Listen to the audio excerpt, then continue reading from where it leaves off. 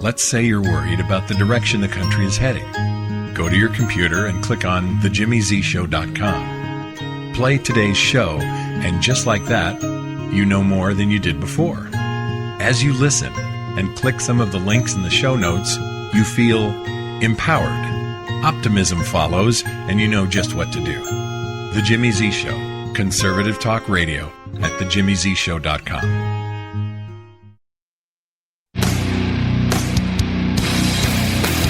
Listening to the Next Gen Conservative Radio Network.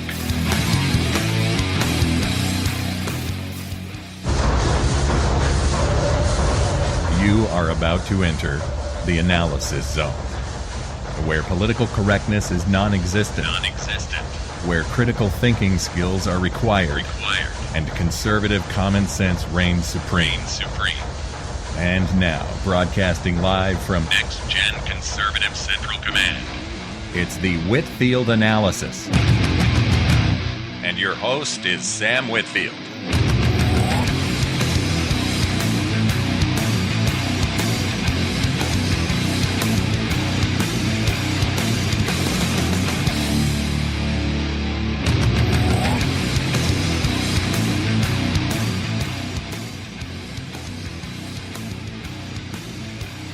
Thank you to the wonderful Jimmy Z, who does my kick-ass intro, if I do say so myself. I mean, it's a pretty cool intro. I've even got liberals who have told me that they tune into this program just to hear that intro. They don't agree with anything I say, but yet that intro keeps them coming. Hopefully, though, they stay and listen to the program, because eventually you cannot enter the... Here's the thing, folks. You cannot enter the analysis zone, which is where I am. I'm in the land of common sense. I'm in the land where common sense reigns supreme, where political correctness is non-existent, and critical thinking is required. I know I did my intro backwards, but you get the point. I'm in the analysis zone, which I have created. The analysis zone is actually my mindset and my brain, so to speak, if you will. And you cannot leave the analysis zone, even if you don't agree with anything I say. No one ever leaves this program without having something to think about for the rest of the week. See, I can get away with doing this program once a week. I'm going to be doing it twice a week, hopefully here soon. But right now I can get away with doing it once a week. Part of the reason why is because I'm in high school and I'm still busy with that. The other reason, though, is my program, when I'm allowed to do it properly and when it blossoms like it has been, my points always get people thinking. Now, I'm not being cocky here or anything, well, at least I'm trying not to be. I think about stuff I've said for the rest of the week. This is an amazing opportunity I've been given to share conservative views with you, folks. And I'm so blessed to do it. We're coming up on 5 years here, in fact. I'll have a little bit more details on that more towards the end of the program. Anyway, though, folks, getting back to what we were talking about in the first segment of today's program. I was kind of going over my comparison of Washington politics to high school. I made this comparison last night in the second hour of my show regarding Rand Paul's filibuster.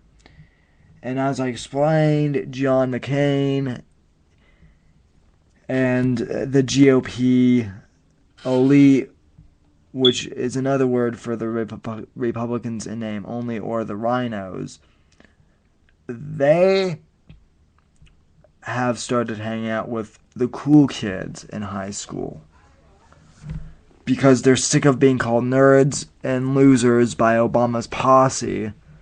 But rather than grow a pair of cojones and say, you know what, we don't care that you think we're losers, we're going to keep sticking by our values anyway, they don't do that.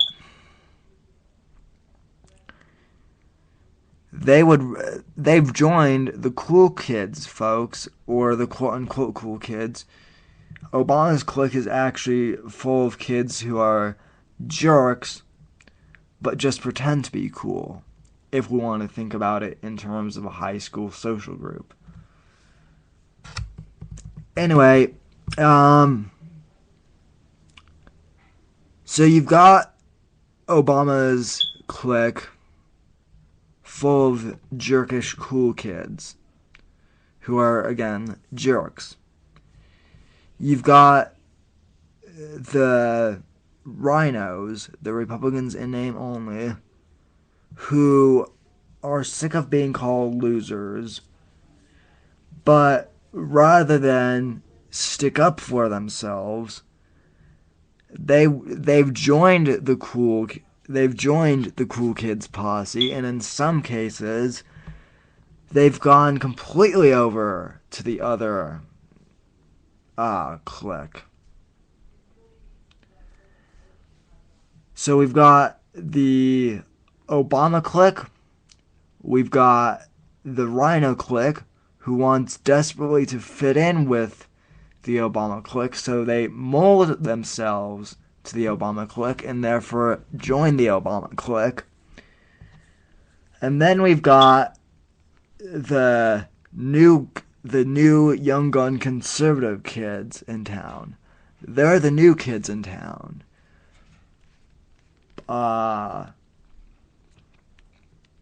Ted Cruz, Marco Rubio, Paul Ryan, even though he's been there for a while, I still consider him to be kind of the new kid in town because he's so conservative. And Rand Paul. And Rand Paul is kind of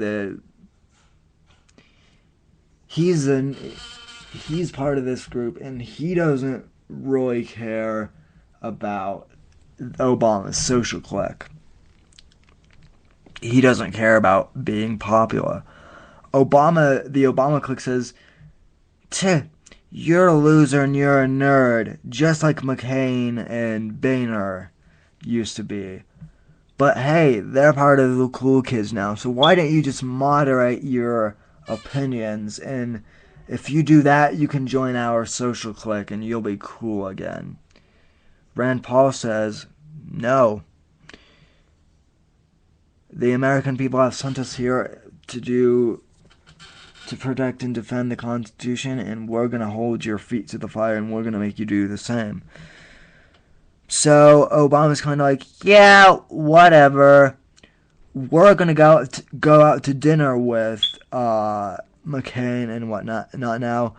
We're going to go out to dinner, and we may smoke some joints in the restaurant parking lot or whatever, because we're cool like that, and that's what everyone does. Everyone's doing it.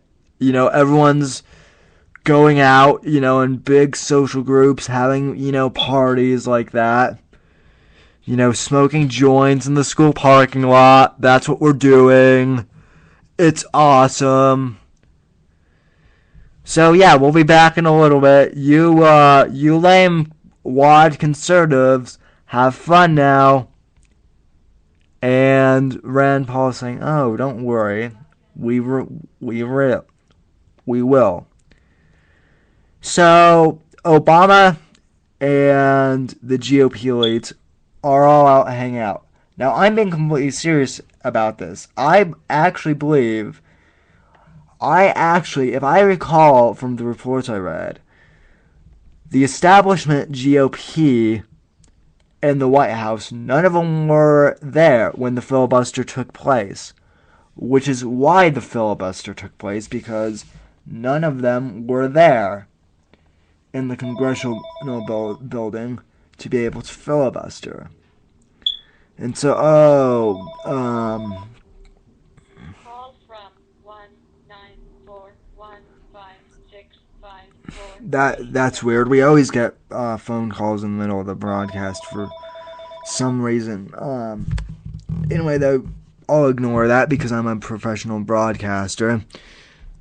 But anyway, so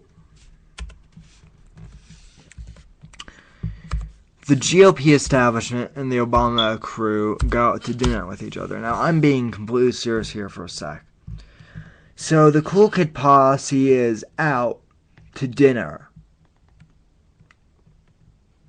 They're out and about, and so since they're out, now keep in mind the GOP establishment is out with them.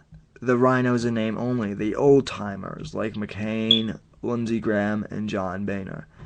They're all out with Obama.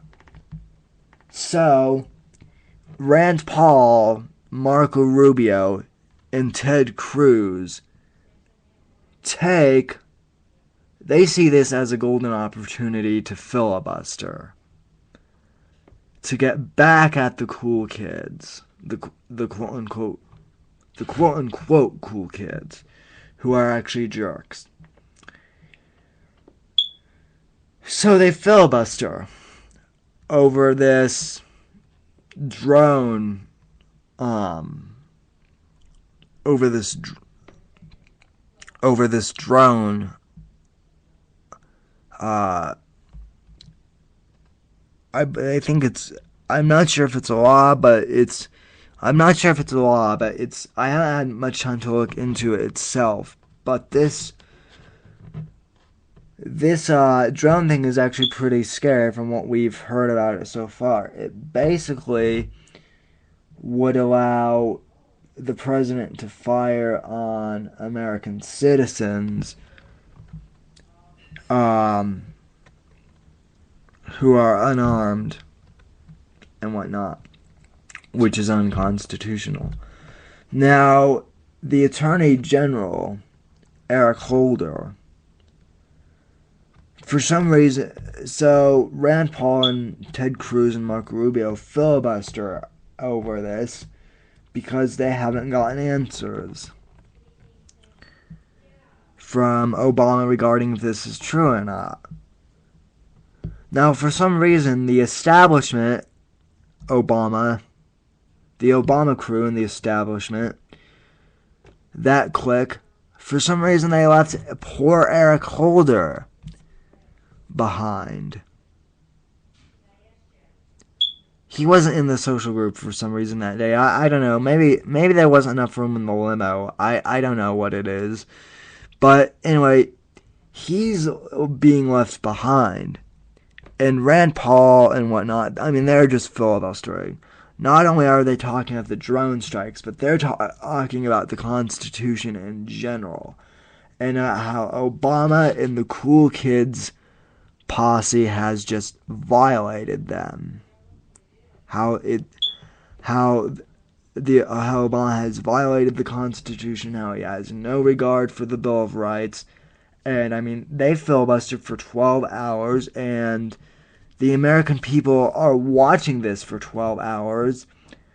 I did not get to watch it personally, folks, but I've got to tell you, from the clips I've seen, it was so darn refreshing to see this from a conservative leader. And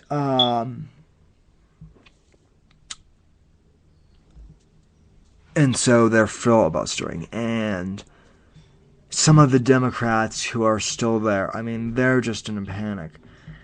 Oh, Harry Reid was also there. I mean, everyone is just in a panic because finally someone isn't afraid to stand up to the, bully posse in school. Someone's standing up to them.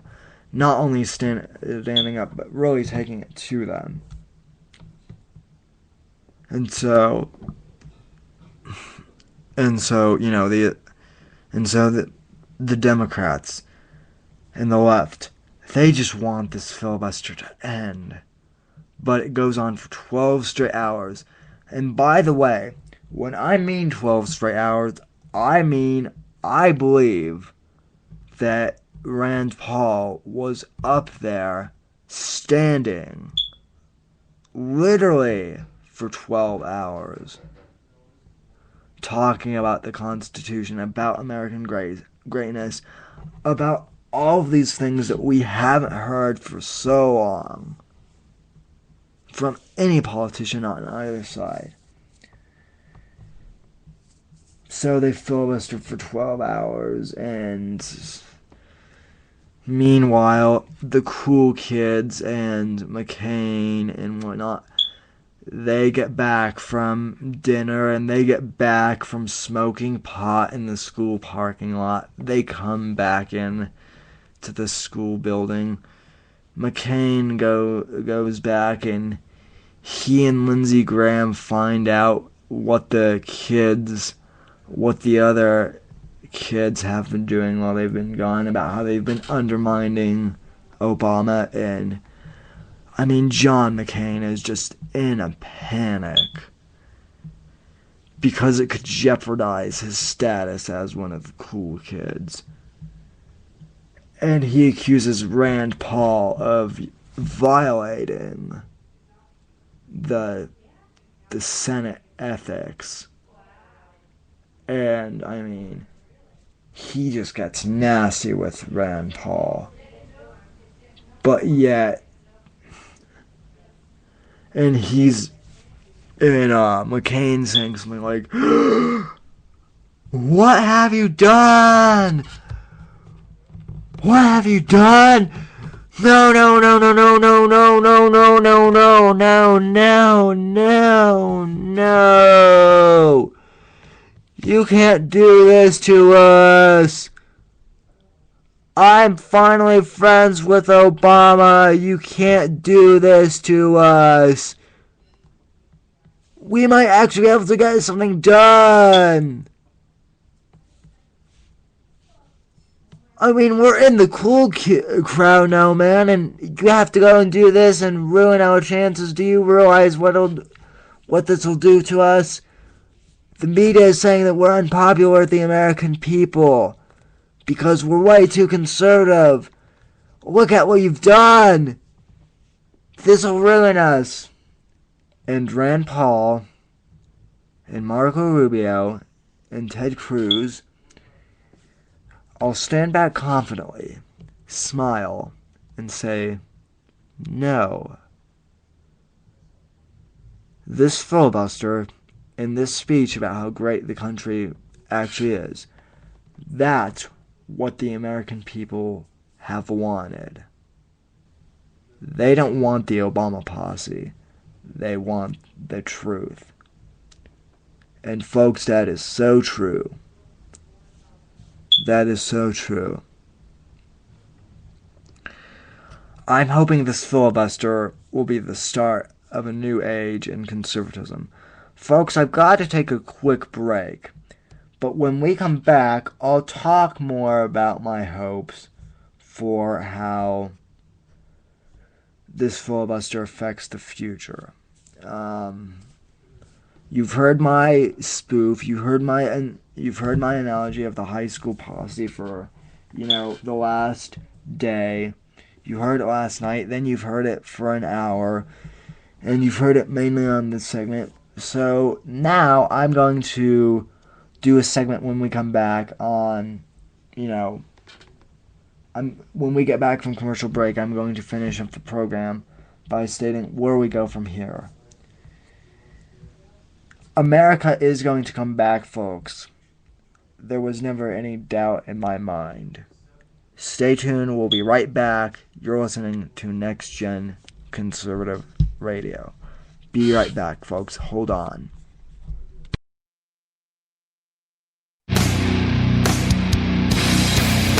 You're listening to the Next Gen Conservative Radio Network.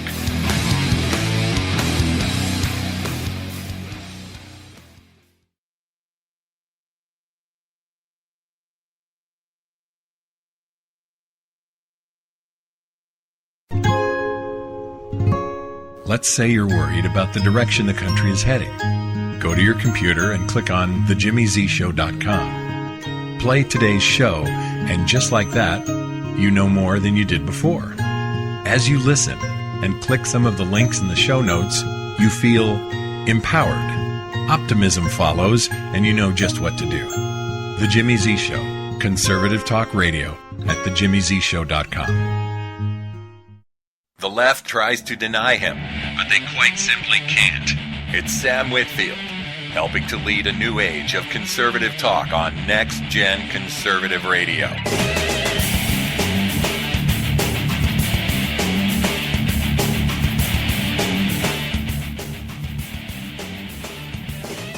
Jimmy is absolutely right, ladies and gentlemen. The left has tried to deny that the conservative youth movement exists.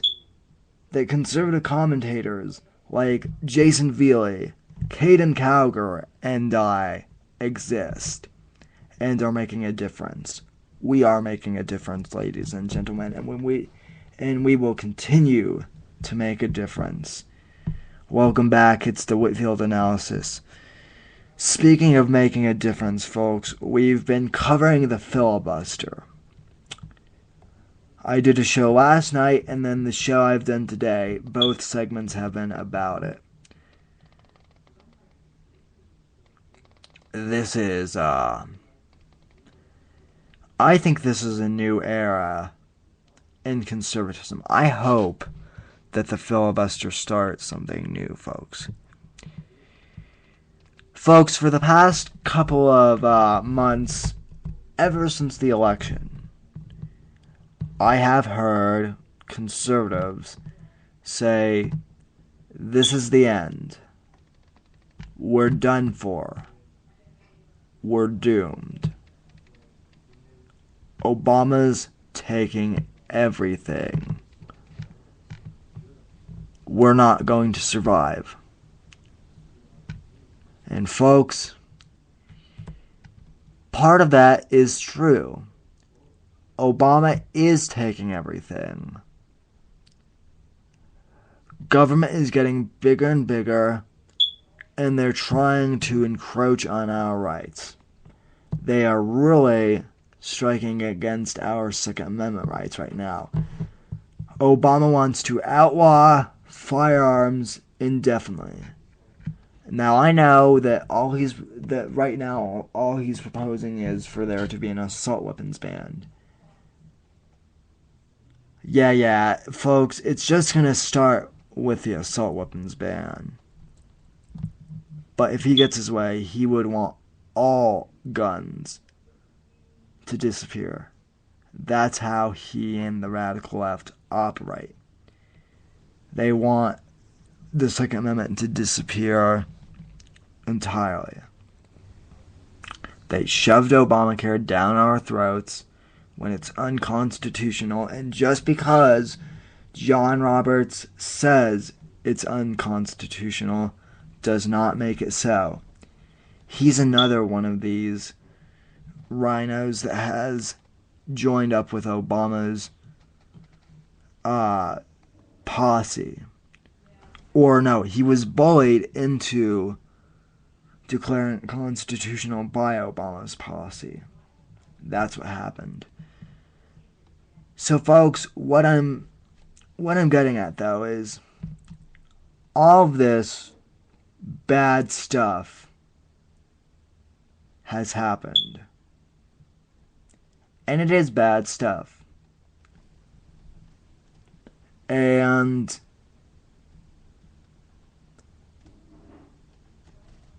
many conservatives think that this is the end. But I'm a guy who thinks that the glass is half full. And folks, things always get a little bit worse before they get better. And I believe that this is one of those times. But Wednesday night, when Paul filibustered, that was a sign, folks. I took that as a sign that patriotism and conservatism is not dead. Now, folks, we are going to have one hell of a fight on our hands. But, folks, we are not done. Do you see what the Rand Paul filibuster has done? It's fueled us back up again, folks. We're back. We're back. I'm getting chills down my spine just thinking about it, but we are back, ladies and gentlemen. This fight isn't over. And we're gonna win this thing. We might not win. We might not have won the election. We might not win the primary election in 2014.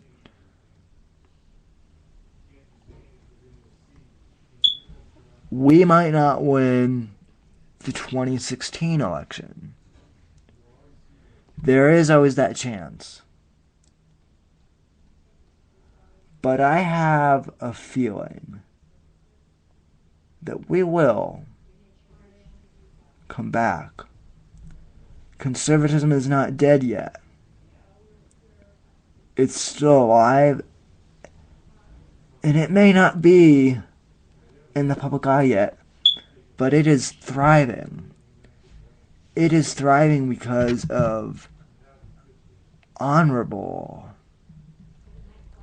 men like Rand Paul and Marco Rubio and Ted Cruz, who are standing up for the values that we want. Conservatism is surviving because of show hosts, not just the elites like Rush, not just the popular show hosts like Rush Limbaugh, Glenn Beck, Mark Levin, etc. All of whom I admire very much.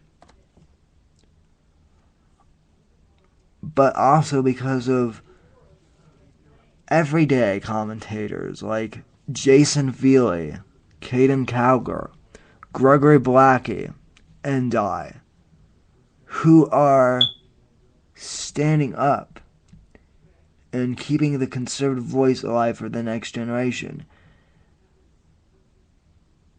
Conservatism is still alive, folks. And we're going to be back. And we're going to be alive and kicking. And a new era of conservatism is starting, folks. It's coming. And I'm super excited about it. Folks, I'll be back next week. Hopefully I'll get Block Talk Radio fixed. Hopefully I'll get the phone line fixed. They're going to be receiving an angry email from me, as I mentioned in the first segment. But anyway, folks, I want to thank you for joining me tonight. It's been a great show. I hope to, I have a couple days off this week, so I hope to do some more shows this week and keep on in touch with Twitter. God bless America for now, folks, and have a good night. God bless.